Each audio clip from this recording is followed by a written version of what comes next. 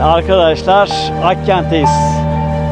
Emre Şömine'deyiz. Tanıtacağımız bir döküm şömine, fırınsız, 72 santim yüksekliğinde, 77 santim eninde, 51 santim derinliğinde bir ürün. Dev gibi bir hazneye sahiptir.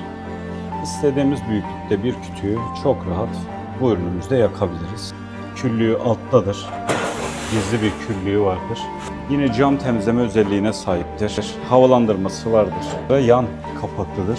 Yine yaktıktan sonra ön kapakla hiçbir işimiz olmayacak. Tamamen beslemelerimizi bu yandaki kapaktan yapacağız.